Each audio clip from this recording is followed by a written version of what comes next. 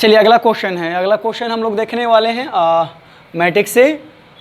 Matrix में देखेंगे। सबसे पहले हम लोग को क्या करना है, इस क्वेश्चन को आसानी से पढ़ लेना है क्योंकि बहुत ही आसान क्वेश्चन है। लेकिन इसको में कुछ शर्त हम लोग को देखेंगे कि दो मैट्रिक्स को जब गुना करेंगे, है ना, तो दो मैट्रिक्स को गुना करने के लिए शर्त क्या है, या दो मैट्रिक्स को हम लोग जोड़ेंगे तो उसका शर्त क्या है ना। तो सबसे पहले इसको क्वेश्चन पढ़ते हैं और तब शर्त पर आते हैं।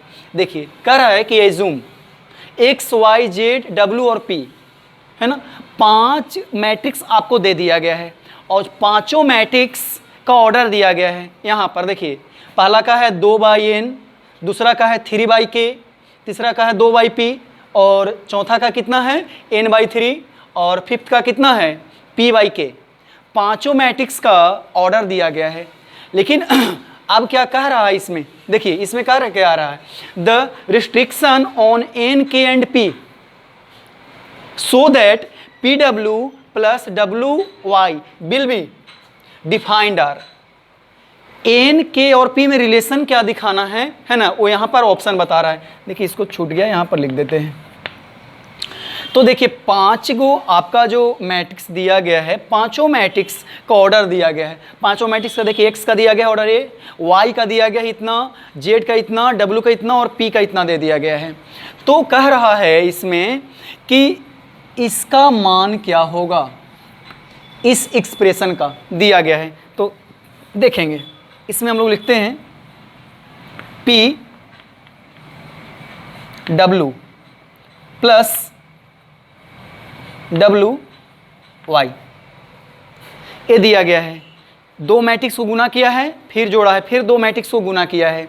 तो दो मैट्रिक्स को गुना करने के लिए शर्त क्या होना चाहिए, कोई भी दो मैट्रिक्स मान लेते हैं। मानते हैं एक कोई मैट्रिक्स है ना, एक कोई मैट्रिक्स है और एक कोई बी मैट्रिक्स है।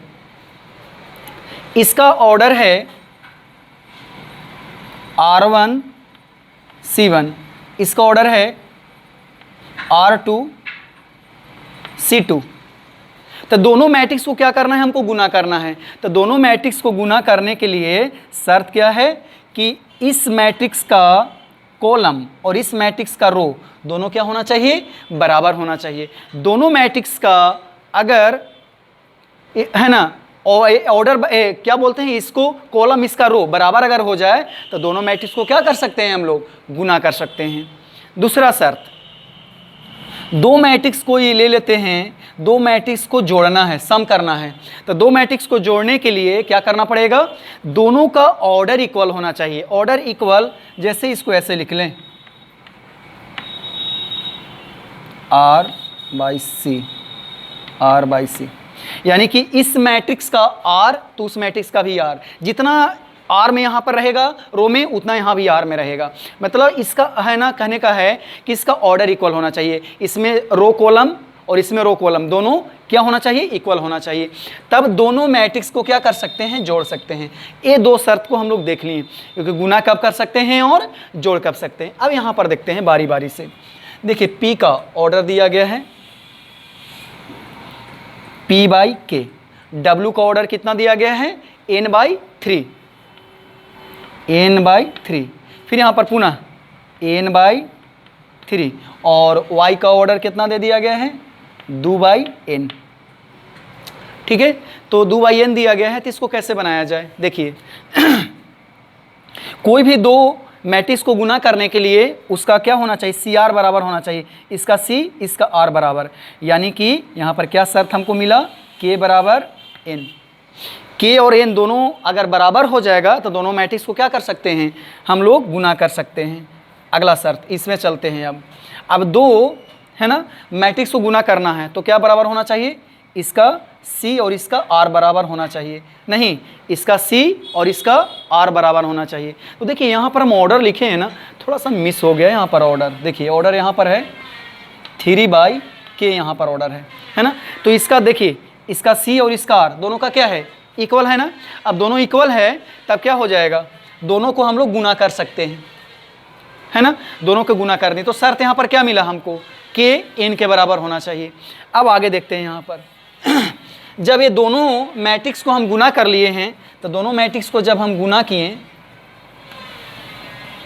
तो दोनों मैट्रिक्स को गुना किए तो इसका ऑर्डर क्या मिला, इसका कॉलम इसका रो अगर इक्वल है तो इसमें बच गया रो और इसका बच गया कॉलम, यही इसका ऑर्डर कहलाएगा।